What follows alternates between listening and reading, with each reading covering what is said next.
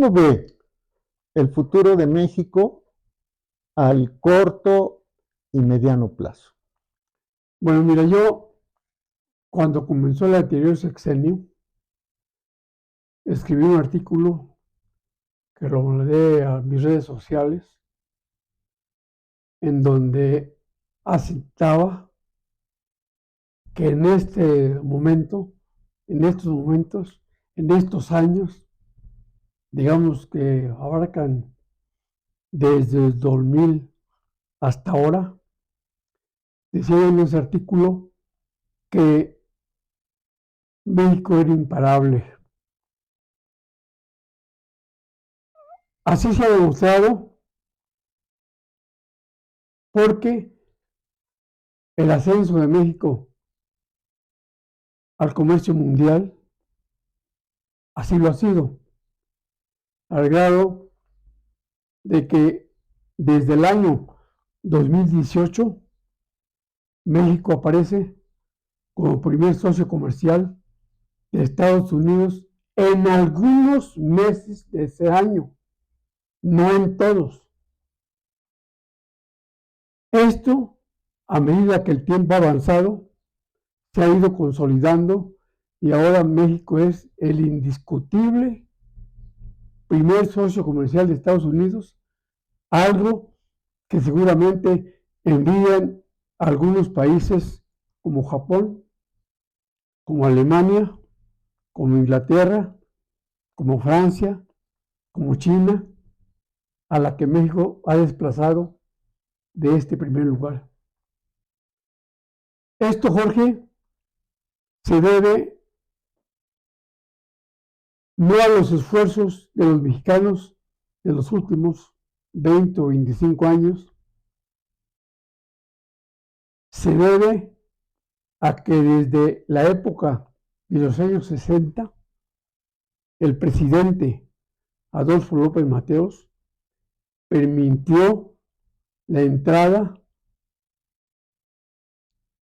digamos, de una forma valerosa, porque en aquel tiempo todavía se decía mucho y se pensaba mucho y se escribía mucho sobre los tratados de Obregón con Estados Unidos. López Mateos permite la entrada de la industria automotriz y llegan japoneses, compañías japonesas que todavía están, llegan compañías alemanas con la Volkswagen en Puebla, llegan italianos que se fueron y volvieron nuevamente, llegan compañías francesas que todavía están, y ese fue, digamos, un adelanto y un ensayo de que México se integrara poco a poco en el comercio mundial, no en el comercio con Estados Unidos, que ya por cercanía de fronteras, ya desde los años 20 que llegó la FOR acá a México y de los años posteriores a la revolución, ya México era un vendedor muy importante de Estados Unidos. Pero ese fue un primer paso. El segundo paso se da en el régimen del licenciado Gustavo Díaz Ordaz, en donde hace un convenio para que las maquiladoras llegaran a la frontera, y ahí se viene una gran oportunidad para que compañías extranjeras lleguen a Ciudad Juárez, lleguen a Tijuana, a otro lugar de la frontera. Obreros mexicanos toman experiencias de esas compañías que llegan para hacer todo tipo de aparatos industriales que tú conoces. Y entonces ese es un segundo paso, muy importante.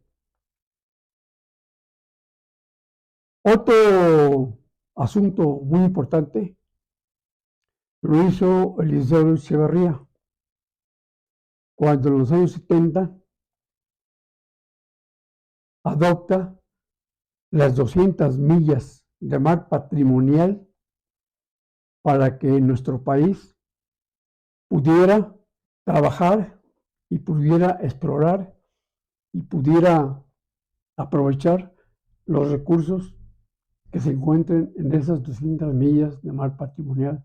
Sin esa decisión, México no hubiera llegado a los grandes yacimientos petrolíferos del Golfo de México, entre los cuales, como tú sabes, se encuentra el de Cantarell, que ha sido un sistema de bases petroleras en el Golfo de México que le ha producido a México millones y millones y millones de barriles y por lo tanto millones y millones y millones de dólares. Esas reservas descubiertas en el régimen del presidente López Portillo han servido para que México avance, continúe su avance. Hubo otro paso muy importante para que México llegara a ser el primer socio comercial de Estados Unidos, ahora ya consolidado en el 2024. Y ese paso lo dio el presidente Miguel de la Madrid. Como tú sabes, el régimen de la Revolución Mexicana estaba ya muy deteriorado al arribar el presidente José López Portillo. La Revolución Mexicana que eliminó a 1 millón de mexicanos y que envió a otro 1 millón de mexicanos en las condiciones más paupérrimas que puedes imaginarte a Estados Unidos, cuando éramos solamente 15 millones de habitantes. La Revolución Mexicana empezó a reparar esos crímenes y esos errores de la Revolución. El gobierno mexicano más bien empezó a reparar esos crímenes y esos despropósitos de la Revolución a partir de 1940.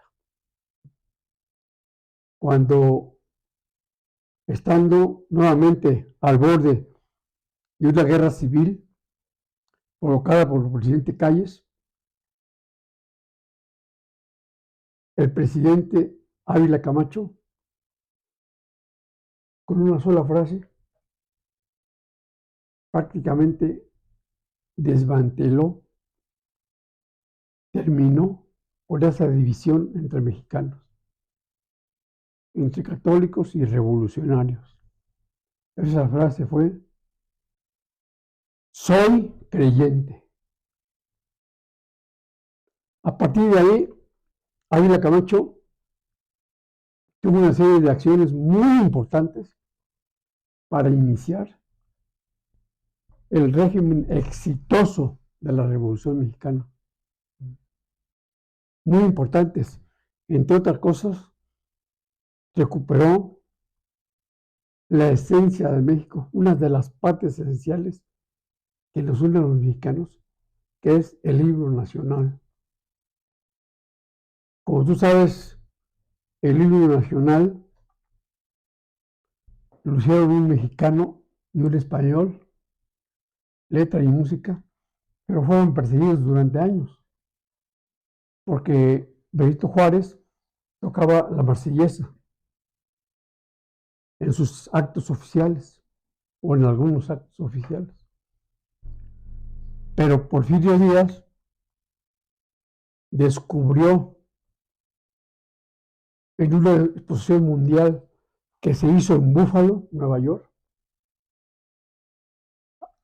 al español que había hecho la música del himno nacional mexicano. Ese español se había desterrado de México y allá se lo hallaron unos militares mexicanos. Le informaron a don Porfirio ya lo invitó a México y así empezó la recuperación del himno nacional mexicano. Desgraciadamente este español se fue después, pero en el régimen de Ávila Camacho sus restos fueron traídos desde España a la rotonda de los personajes ilustres de México. Entonces Ávila Camacho comenzó con ese gran acto de redescubrir y traer y ordenar y legalizar, digamos, institucionalizar el empleo del himno nacional en los actos oficiales. Ya después vinieron varias leyes que, digamos, complementaron el uso, no solamente del himno, sino también de la bandera y del escudo nacional. Son tres símbolos que nos unen a los mexicanos. Desgraciadamente todavía el autor del escudo nacional, que es un guanajuatense, todos sus restos reposan en un panteón olvidado del estado de Guanajuato. Pero esa es la historia, ¿no? Ahí comienza, digamos, a reponer todos los males que la revolución les causó en muertes, destrucción, desestabilización al pueblo de México, con Ávila Camacho. Miguel Alemán hizo muchísima obra. Él empezó la ciudad satélite, que decían que era de él, los comunistas de aquel tiempo. Él hizo la grandeza de Acapulco, que también los comunistas de aquel tiempo decían que era de él. Él hizo la ciudad universitaria. Su estatua fue derribada por los soviéticos de la universidad. Entonces, todos los presidentes de estos sexenios, desde Ávila Camacho hasta Miguel de la Madrid, hicieron algo por el desarrollo implacable e indetenible que ahora tiene México. ¿Qué hizo Miguel de la Madrid? Miguel de la Madrid hizo algo verdaderamente extraordinario. Cambiar leyes, cambiar reglamentos, cambiar disposiciones, no solo en el medio mexicano, para que ese régimen de la Revolución Mexicana, que había sido exitoso desde Ávila Camacho, pero que ya había llegado a su fin desde el punto de vista estructural, desde el punto de vista de las crisis recurrentes, de las crisis permanentes casi que teníamos con respecto a la relación peso-dólar y que provocaban grandes tragedias, digamos, el final de la época de Echeverría y el final de la época de López Portillo, Miguel de la Madrid. Y este medio también hay que dar a López Portillo, que seguramente en alguna noche en sus sueños dijo, esto hay que cambiarlo. Voy a poner un elemento totalmente ya universitario, un elemento ya plagado de enseñanzas de la situación económica mundial, transnacional, continental, etc. Y entonces llegó a la Madrid. ¿Qué hizo Miguel de la Madrid? En cuyo régimen México casi no creció, porque tuvo dos grandes, digamos, problemas, ¿no? El temblor de 1985 y la crisis bancaria de los años 86, 87.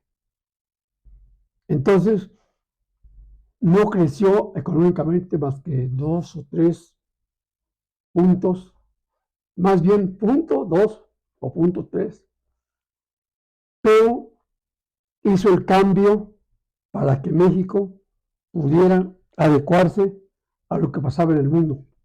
¿Qué pasaba en el mundo? Que China había comenzado en los años 79-80, cuando Kissinger se reunió con los líderes chinos y les dijo, adelante, produzcan todo, Estados Unidos se los va a comprar, la Unión Europea se los va a comprar. Y los chinos, en aquel tiempo, un líder chino dijo a todo el pueblo chino, háganse ricos. El comunismo político siguió, pero el comunismo de mercado, ahí murió, ahí se terminó. Y ahora vemos lo que es la economía china. Entonces, en esa situación, Miguel de la Madrid hizo todos los arreglos institucionales, constitucionales, reglamentarios, tocó puertas a los países que influían en aquel tiempo para que México entrara al acuerdo de comercio y aduanero, el llamado GATT. Sin ese acuerdo, Carlos Salinas de Gortari nunca hubiera podido en 6 años lograr que México saliera, digamos, de su cascarón y con nuevas herramientas llegara a lograr el tratado comercial con Estados Unidos y Canadá. Todo eso le dio a México los elementos para que, te repito, en algunos meses del año 2018, México llegara a ser el primer socio comercial de Estados Unidos, que en esos momentos está plenamente consolidado. Ya te puedo decir que México supera a Chile por miles de millones de dólares como socio comercial y como socio comprador también. Entonces, por eso yo, al principio del anterior sexenio, escribí que México era indetenible. Había muchos problemas. Podría haber muchos problemas. Puede haber muchos problemas. Pero a México, en forma general, ya no lo tiene ni una... Nadie. México es una locomotora en este momento. Déjenme interrumpirlo, mi general. La izquierda, con todo y todo, carece de la fuerza para detener el crecimiento de México. Así lo dije yo hace 6 años que comenzó el anterior sexenio. Inclusive llegué a decir, creo que ningún comunista en el gobierno puede detenernos. Otra situación impresionante, México, que no es mérito de los mexicanos, es mérito de nuestros pueblos ancestrales y de los pueblos peninsulares europeos que llegaron a México y que construyeron o reconstruyeron o remodelaron, digamos, nuestra capital azteca, nuestra capital mexicana. No la cambiaron, la pudieron haber mandado a Veracruz a tener más facilidades. Sin embargo, aquí, donde estaba el imperio azteca, ahí construyeron la capital del virreinato de la Nueva España. Virreinato de la Nueva España. Que llegó a ser, como tú sabes, hacia el año 1794, tan grande que tenía posiciones, o posesiones más bien, en Sudamérica, en Centroamérica, en el Caribe, incluyendo países como Puerto Rico, como Cuba, como República Dominicana. Todos los territorios que habitamos hoy, todos los territorios que nos quitaron los Estados Unidos, tenía posiciones en Vancouver, Canadá, un puerto, tenía posiciones en Alaska, 2 puertos, tenía una ciudad que se llamaba Valdés y que todavía sigue existiendo, en la península de Valdés, nombrada así por un mexicano, por un nuevo hispano que llegó allá. Pero además de eso, tenemos posesiones, el virreinato de la Nueva España, en una república asiática que ahora se llama República de Filipinas, que ahora tiene más de 100 millones de habitantes, miles de islas, y además el virreinato de la Nueva España llegó a controlar inclusive las Islas Marianas, la isla de Taiwán también, que ahora está en lucha contra China, ¿no? Entonces, En 1794, el virreinato de la Nueva España tenía más de 7 millones de kilómetros cuadrados. Éramos España, porque hacia 1800 España ya estaba muy combatida en Europa, por franceses, por holandeses, por ingleses, por todo tipo de politiqueros, ¿no?, que querían derrumbar al reinado. Es muy significativo, Jorge, y realmente cómo suceden las cosas en la vida, ¿no? El día que José María Morelos y Pavón llegó a Acapulco triunfante, ese mismo día arribaba de Manila el último galeón que hizo la segunda gran globalización de la historia, porque la primera fue la romana, que no incluyó América, no incluyó Australia, ¿no? Pero todos los demás territorios fueron influenciados por la primera globalización romana. Pues bien, ese día que llegó José María Morelos y Pavón a Acapulco, llegó el último galeón de Manila. Y yo te quisiera invitar, Jorge, y quisiera invitar a todos los que nos oyen, que en el fuerte de San Diego, de Acapulco, se encuentra construido el fuerte por los, no España, ¿no?, pero el museo que hay ahí, ya por mexicanos, un museo extraordinario, impresionante, que recorriéndole 4 o 5 horas y leyendo toda la información o parte de la información que hay ahí, te das cuenta la grandeza de la Nueva España, la grandeza del virreinato de la Nueva España. Era el eje del comercio mundial, unía al galeón de Manila, que traía todos los objetos no nada más de Filipinas, sino de China, de la India, etc. Unía un Acapulco con México, con Veracruz y con los puertos españoles. Era el eje del comercio mundial. Era la segunda gran globalización, en donde México, por los puertos de Acapulco, Ciudad de México y Veracruz, fue el eje principal, la unión entre Asia y Europa. Sí. Entonces, Miguel de la Madrid hace esos acuerdos. Y luego Carlos Salinas de Gortari hace el primer tratado comercial que ya es muy conocido, ¿no?, con Canadá y con Estados Unidos, que fue también muy criticado. Los comunistas decían que México iba a quebrar, que la agricultura mexicana iba a quebrar. Hoy la agricultura mexicana exporta 50,000 millones de dólares. 50,000 millones de dólares. Con los regímenes ejidales de Cárdenas no podíamos exportar nada, ni para comer los pueblos ejidatarios. Entonces, somos el 7º productor de alimentos a nivel mundial.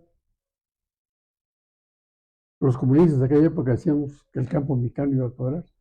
Todavía, yo recuerdo a diputados que subieron a la tribuna en el año 2000, 2009, 2010, así que la agricultura mexicana estaba quebrada. Somos el 7º proveedor mundial de alimentos. Entonces, ese tratado comercial primero fue muy importante, ha creado millones de empleos, tanto en México como en Estados Unidos. Te quiero decir que en la actualidad, no menos de 7 o 9 millones de estadounidenses viven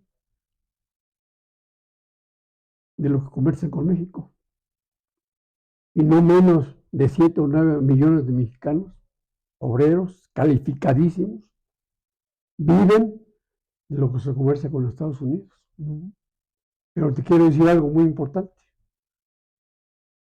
Muchos revolucionarios, muchos socialistas, muchos izquierdistas han hablado de la supuesta soberanía energética y de la soberanía alimentaria. Son frases para el pueblo nada más, para la tribuna más bien, no para el pueblo, para la tribuna. La soberanía alimentaria, te quiero decir que en el año 2023 México le compró a Estados Unidos maíz, elemento clave de la comida mexicana, por 5,000 millones de dólares. México le está comprando en estos momentos a Estados Unidos más de la mitad de las gasolinas que usan nuestros vehículos y que usan nuestras fábricas. Sí, 70%. Ningún país del mundo, ni Estados Unidos, que es el más rico del mundo, es autosuficiente en nada. En nada. Porque cuando tú hablas de soberanía energética, no hablas de que los barriles de petróleo que produces. Hablas de todo el sistema energético. Hablas de las fábricas. Hablas de los transportes. Hablas de los obreros calificados. Hablas de los gerentes. Hablas de los empleados. Hablas de los administradores. ¿Tú crees que una fábrica, por ejemplo, la que se acaba de hacer en Tabasco, para refinar el petróleo, tiene muchas piezas de origen mexicano? Son canadienses, son estadounidenses, son italianas, son alemanas, son chinas. Es válido eso, Jorge. Ningún país es autosuficiente, ni siquiera Estados Unidos. Entonces, te repito, eso nada más es demagogia. Demagogia populachera.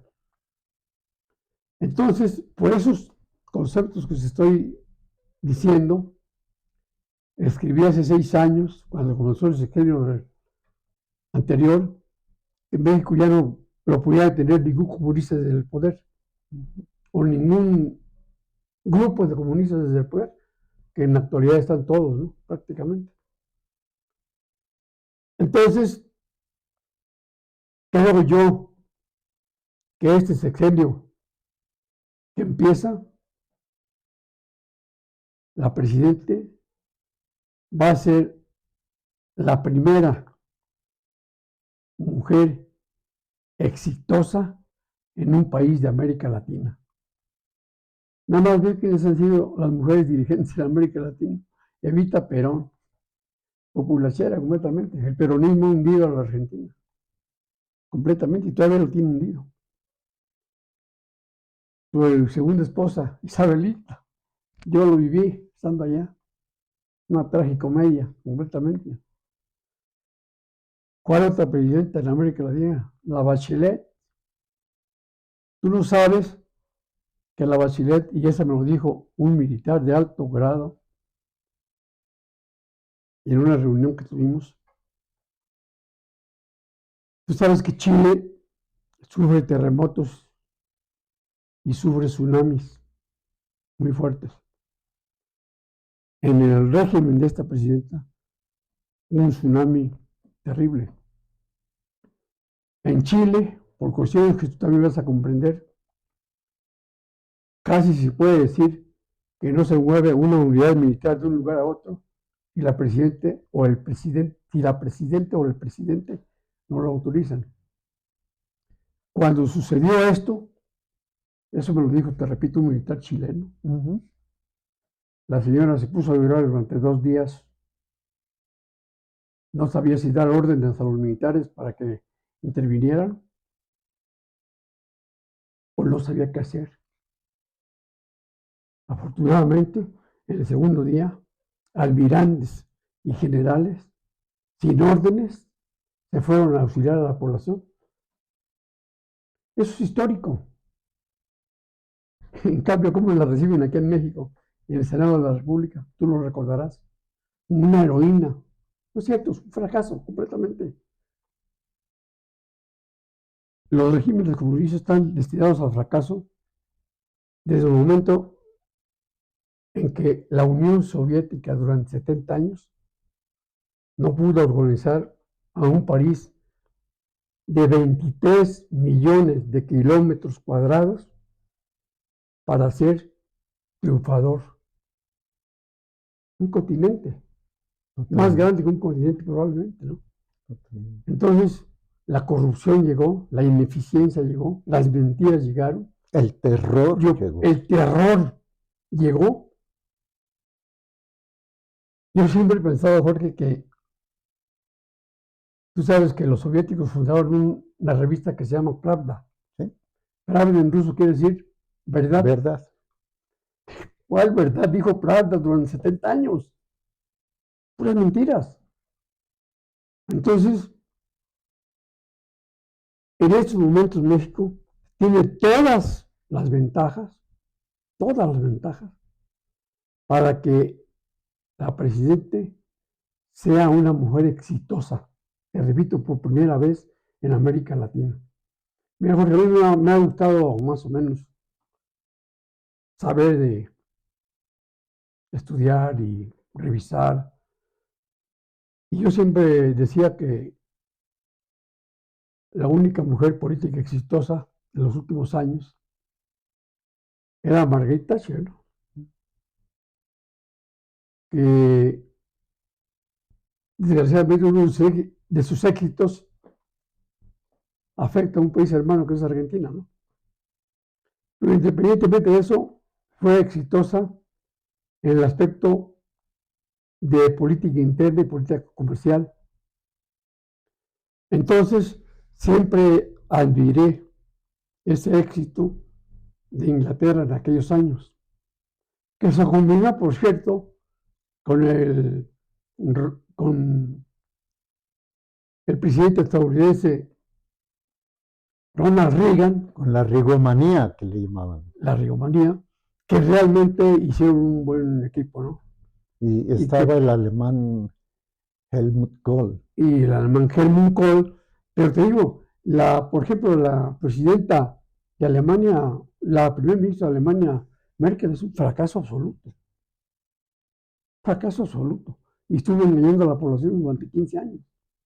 Dejó un ejército destrozado.